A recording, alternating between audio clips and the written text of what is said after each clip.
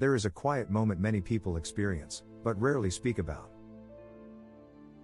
You are alone. Nothing is happening. No conflict, no pressure. And yet, your body is not at ease. There is tension. A subtle alertness. A feeling that something could go wrong at any moment. Even when everything is calm. And you think, why can't I just relax? Why do I feel like this all the time? As a psychologist working with trauma and narcissistic abuse, I want to say this clearly. This is not anxiety without reason. This is not a personality flaw. This is trauma adaptation. And it did not start in adulthood. It started in an environment where safety was inconsistent, unpredictable, or completely absent. When a child grows up in a toxic family system, especially with narcissistic caregivers, the nervous system is not developing in conditions of safety, but in conditions of constant relational threat. Not always visible threat. Not always physical.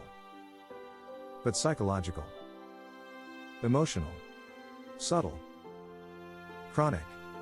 A parent who withdraws love when the child expresses needs. A parent who shifts moods unpredictably. A parent who uses shame, guilt, or control instead of attunement. In these environments, the child's brain begins to organize around one central question: what do I need to become in order to stay connected? This is where trauma adaptation is born. Harvard Center on the Developing Child has extensively documented that prolonged exposure to relational stress alters the architecture of the developing brain. The stress response system becomes overactivated, particularly the amygdala, while regulatory networks struggle to develop under chronic pressure. In simple terms, the child becomes neurologically wired not for authenticity, but for survival. And survival in a narcissistic system often means losing access to your true self. You learn to scan constantly hypervigilance. You learn to suppress your emotions, because they are not safe to express. You learn to anticipate reactions before they happen. You learn to adjust, adapt, shapeshift.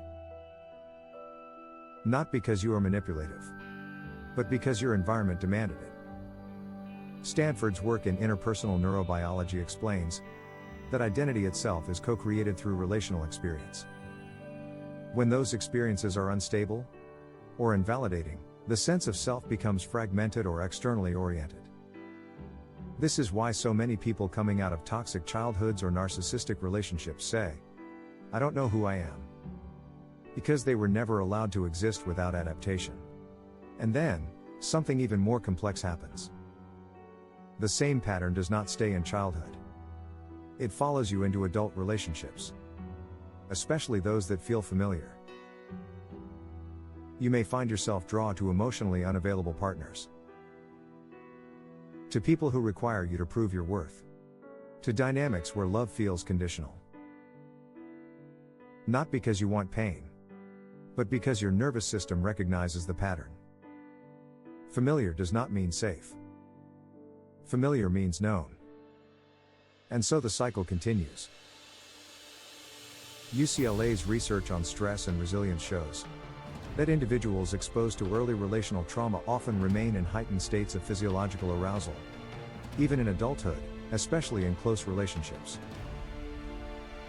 The body remembers what the mind tries to rationalize away.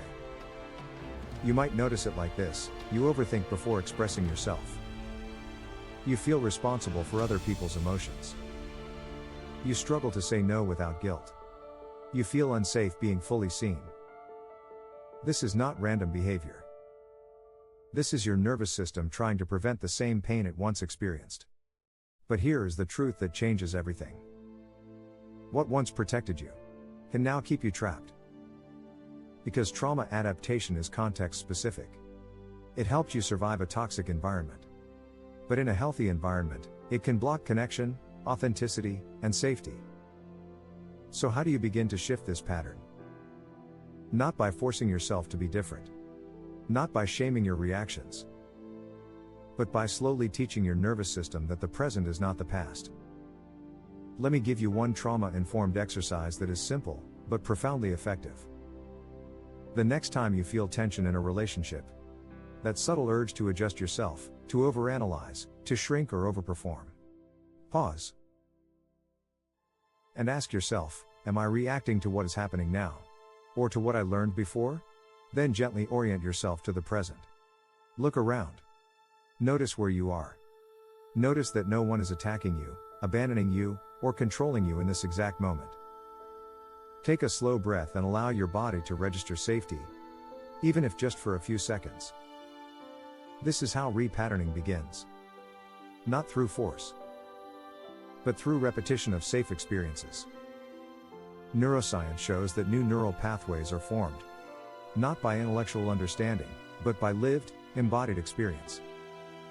Every time you pause instead of react, you are weakening the old survival pathway and strengthening a new one. And over time, something shifts.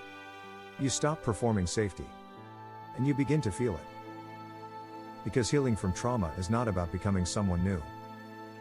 It is about reclaiming the self that had to disappear in order to survive. And that self is still there. Not broken. Not damaged. Only adapted. Join at Mind Architect. Because real healing begins the moment you stop asking what's wrong with me? And start asking what happened to me and how can I respond differently now?